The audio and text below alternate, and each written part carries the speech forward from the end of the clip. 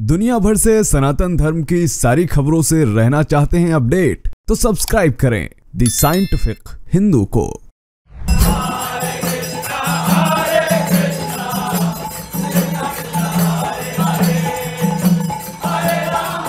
मेरी मंकी गंगा, अरे तेरी मंकी जमुना था।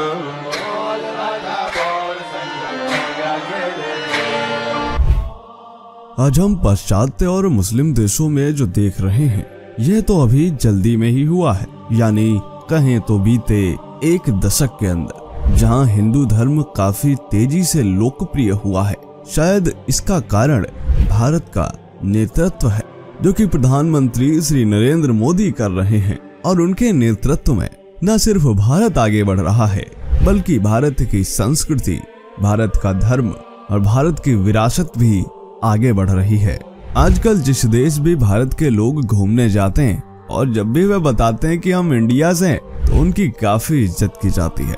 और लोग इंडिया को एक उदार, विकसित संस्कृति वाला और तेजी से बढ़ता हुआ देश के रूप में देखते हैं। हिंदू धर्म आजकल दुनिया में बढ़ रहा है, लेकिन कैरेबियाई देशों में हिंदू धर्म के क्या हाल हैं? इससे संबंधित कुछ तो जानकारी आपके पास होगी, लेकिन कैरेबियाई देशों में हिंदू धर्म क्यों बढ़ रहा है, कब से बढ़ रहा है, कितना बढ़ा है, आज की इस वीडियो में हम ये जानने वाले हैं। आखिर कैसे वेस्ट इंडीज में हिंदू धर्म लोकप्रिय हो रहा है, सब जानेंगे आज के इस वीडियो में। स्वागत है आपका द साइंटिफिक हिंदू पर, और मैं हूं आपके साथ आपका दोस्त धीरेन्द्र। वेस्ट इंडीज में हिंदू धर्म अब से लोकप्रिय नहीं है, बल्कि सैकड़ों वर्षों पहले से यहाँ सनातन संस्कृति दस्तक दे चुकी थी। अगर हम पाश्चात्य देशों में हिंदू धर्म के दस्तक की बात करें, तो वह 1893 के आसपास मानी जाती है, क्योंकि इसी टाइम जब स्वामी विवेकानंद ने अमेरिका के शिकागो को अपने प्रखर भाषण से उनके समक्ष नतमस्तक होने को मजबूर कर दिया था, तब वह समय पश्चिमी दुनिया के लिए सनातन संस्कृति का पहला अनुभव था। और तभी से सनातन धर्म के बारे में जानने की जिज्ञासा पश्चिम के हृदय में जग उठी थी। लेकिन कैरेबियन द्वीप पर, जहां इस पूरे क्षेत्र के द्वीपों को एकत्रित तौर पर वेस्ट इंडीज कहा जाता है, यहां भारतीय संस्कृति कण कण में बसी है। दोस्तों, ये है वेस्ट इंडीज क्रिकेट टीम के खिलाड़ियों की लिस्ट। इसमें आपको ये हिंदू नाम भी दिख रहे हैं, ये हिंदू शख्स भी दिख रहे हैं। आखिर क्यों?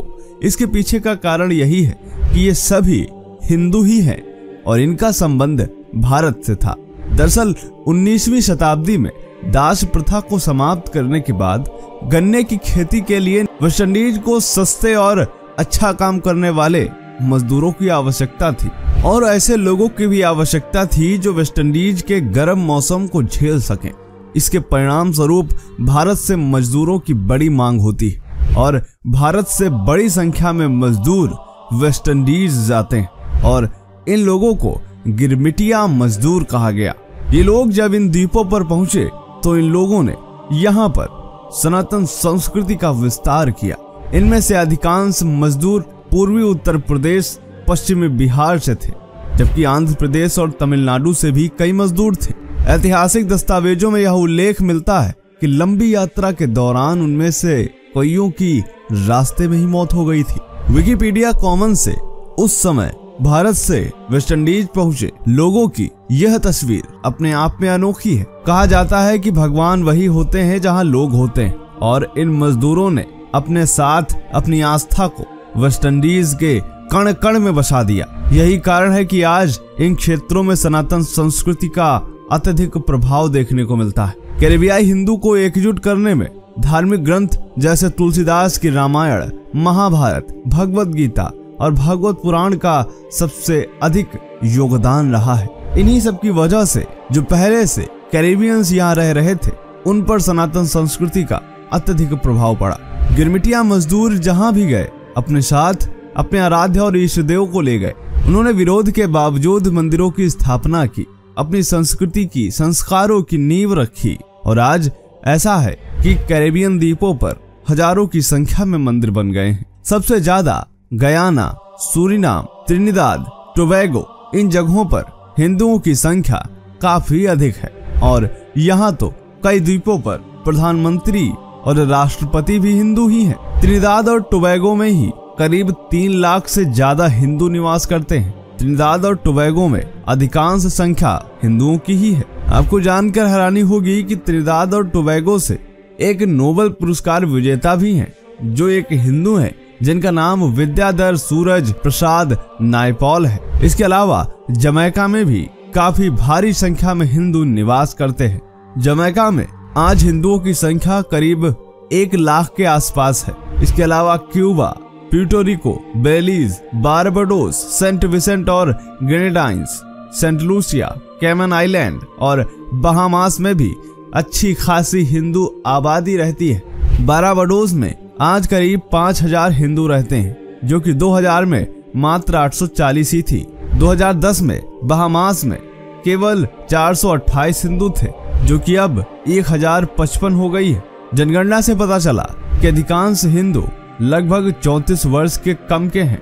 वेस्टइंडीज खिलाड़ियों की बात करें तो दिनेश रामदीन तो एक समय वेस्टइंडीज के कप्तान भी थे, जो कि त्रिनिदाद और टोबैगो से एक हिंदू परिवार से संबंध रखते हैं। एल्विन कालीचरण जो वेस्टइंडीज के एक महान खिलाड़ियों में से एक माने जाते हैं। रोहन कन्हाई जो कि गुयाना से हैं। राम नरेश शरवण वेस्टइंडीज से खेलने वाले भारतीय मूल के लोकप्रिय बल्लेबाजों में से एक। इसके अलावा शिव नारायण चंद्रपॉल जिसकी मां बिहारी थी। इसी तरह खिलाड़ियों की लिस्ट काफी लंबी है। अभी प्रवासी भारतीय दिवस कन्वेंशन 2023 हुआ था, जब सूरीनाम के राष्ट्रपति चंद्रिका प्रसाद संतोखी भारत आए थे और उन्होंने प्रधानमंत्री मोदी को एक सुझाव दिया था, जिसमें उन्होंने कहा था कि वे कैरेबियाई देशों में हिंदी सीखने वाले संस्थान खोले, क्योंकि वहां अच्छी खासी तादाद में भारतीय हिंदू रहते हैं और वे भारतीय संस्कृति से जुड़ी फिल्म, आध्यात्मिक जीवन पद्धति, सूचना प्रौद्योगिकी,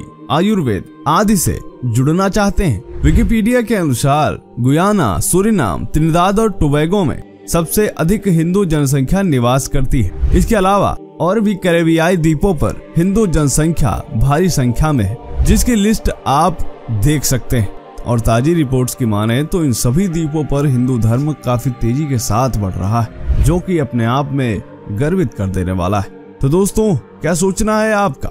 कमेंट अवश्य करें। मिलते हैं आपसे अगले वीडियो में। तब तक के लिए जय हिंद, जय भारत, वंदे मातरम।